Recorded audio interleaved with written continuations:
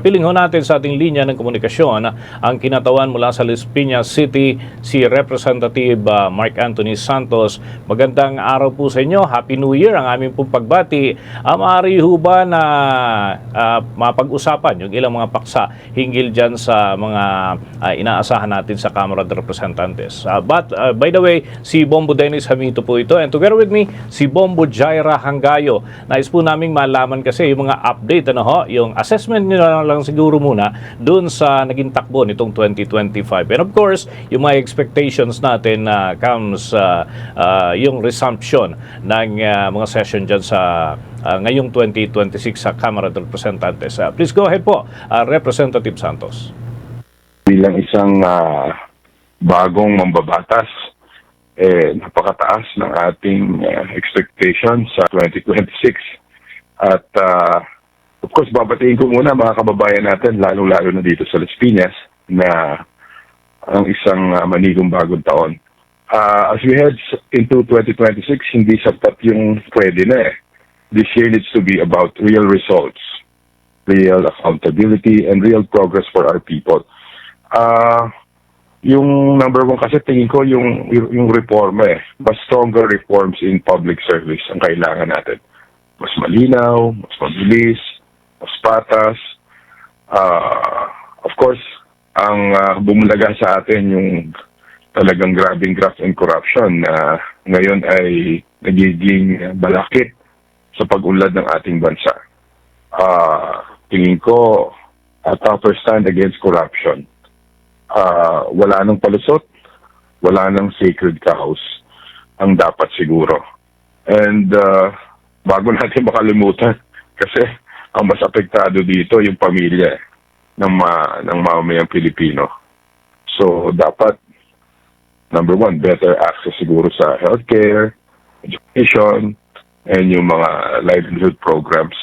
Ito naman ay, I think, i-address din nung in-approve ng Senado at Kongreso sa budget. At ako ina-expect ko talagang dapat priority natin yung mga nasa laylayan, yung mga nangangailangan ng tulong. And isa diyan siguro yung solusyon para sa at aksyon sa housing and urban development. Dito kasi sa Las Piñas, tinutulak natin yung in-city and on-site solution sa housing program para hindi naman ma-displace. And ang pinaka-importante talaga sa pamilyang Pilipino yung dignidad. At yan, alam naman natin na pag may sarili tayong tahanan, mas namomotivate natin yung mga anak natin, pamilya natin, at meron tayo kahit paano pinagmamamalaki yung dignidad natin na may sariling bahay. At ako natutuwa, isa sa mga magiging achievement ko for next year will be yung in-approve na budget na almost 255 million for in-city and on-site socialized housing dito sa Las Piñas na inaprubahan na ng Bicameral Conference Committee at kasama na ito doon sa General Appropriations Act na pipirmahan na ni Presidente sa January 5, I think, after reviewing yung ating budget.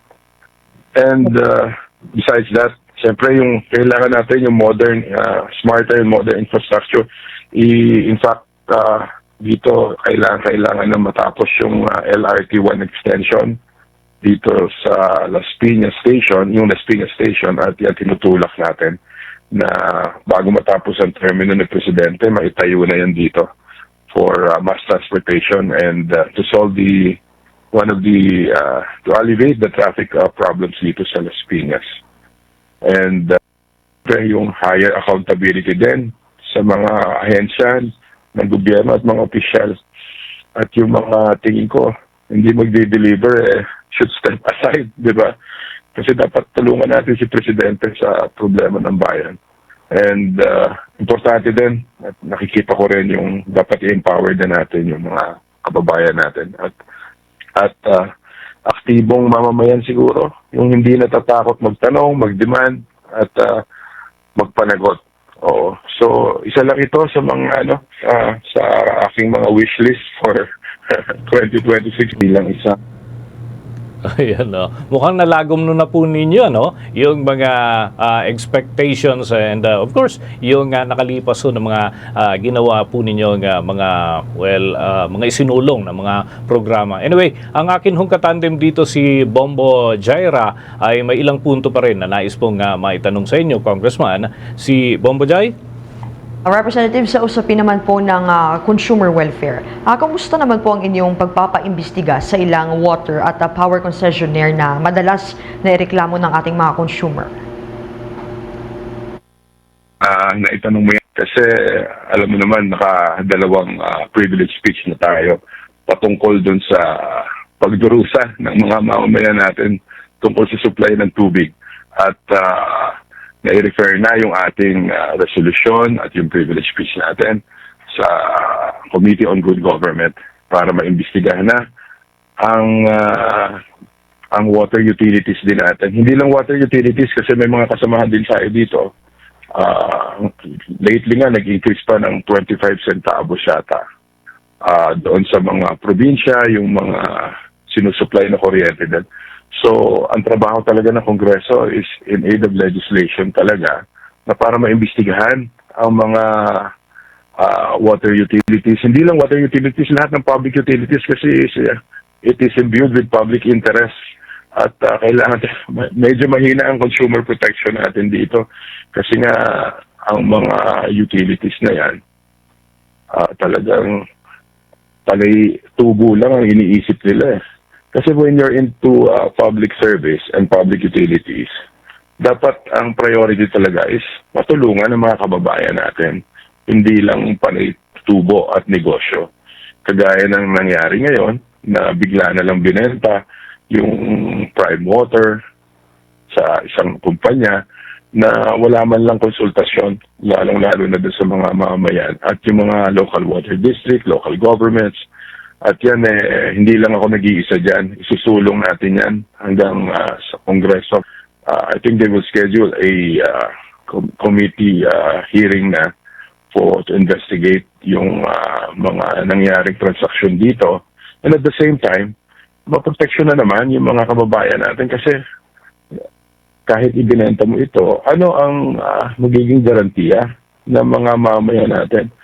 Kung magkakaroon ba ng magandang supply ng tubig, i-charge ba sa mga consumers, yung mga increase na gagawing investment ng bagong may-ari. At yan dapat malaman na kailangan na ng transparency and accountability sa government. Yan ang dream ng lahat ng Pilipino ngayon para umayos na ang ating bansa. At hindi lang ako nag-iisa dyan. Kasama natin yung mga advocates din sa Kongreso at yung mga reformists at lahat ng mga, I think the leadership of Congress, very supportive naman sila sa mga tinutulak natin. At siguro mas marami pang batas na talagang hindi lang sa patubig, sa kuryente, pati sa transportation, yung mga fares sa airline, and then yung marami pang iba. Okay. In spirit of transparency, bukas din ho ang tanggapan ng Bombo Radio Philippines para naman dun sa panig nitong Prime Water at yung mga bagong management na hahawak ko nito knowing na nagkaroon na ng bentahan dyan ho sa naturang kumpanya. And of course, yung mga inireklamo pa rin ng ating mga kabombo at mga ka-Star Nation, Congressman. By the way, ito lang, ihabol ko lamang ito, Bombo Jai and Congressman Santos, nais ko lamang ho itong may tawid po sa inyo. May katanungan pa ho dito, yung tungkol daw doon sa anti-political dynasty bill. Ano na po ang pinakauling status po nito sa Kamara? Dyan sa inyong panig po ito, kumusta na ho ang status, Representative Santos? Kung para sa iyong kaalaman, Dennis, at ating mga kababayan, isa sa mga unang final natin na bill sa Congress last July, nung pagbukas ng Kongreso, ay ang isang anti-dynasty bill. At ito naman kasi, hindi naman kailangan paliwanag na ito ay malinaw na nasa Constitution na pinagbabawal ang political dynasty. Pero kailangan kasi ng enabling law.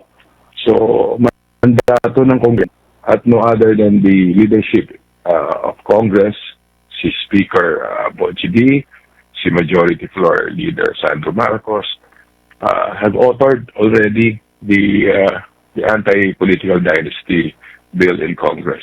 At ito siguro i-consolidate yung mga batas na ito at siguro ito na isa sa mga reforma, institutional reforms na dapat gawin ng Kongreso ngayon para naman maibalik yung tiwala ng mga taong bayan at ito ay nasa konstitusyon eh. Ang konstitusyon kasi ito yung pinaka-biblia ng ating bayan para sundin ang mga batas. At ako naniniwala with the leadership of the House of Representatives and of course the President, mukhang i-endorse naman din ni Presidente ito. Mga priority bills din for 2026. Mangyayari siguro ito at kailangan ito ng ating bayan. With that, unless may pahabol pang katanungan si Bombo Jaira? I'm good, Bombo Dennis. Okay. So with that, maraming salamat po sa pagpapaunlak ng pagkakataon na makapagtanong po kami kahit ngayong extended weekend, long weekend para doon po sa iba nating mga kabombo at mga ka-Star Nation sa ibang bahagi po ng ating bansa. Maraming salamat po, Representative Mark Anthony Santos ng lungsod po ng Las Piñas. For the most trusted source of news and information, visit our website at www.bomboradio.com. Follow us on Bombo Radio mobile app, Facebook, YouTube, TikTok, and X, formerly Twitter. Like, share, and stay connected. Anytime, anywhere.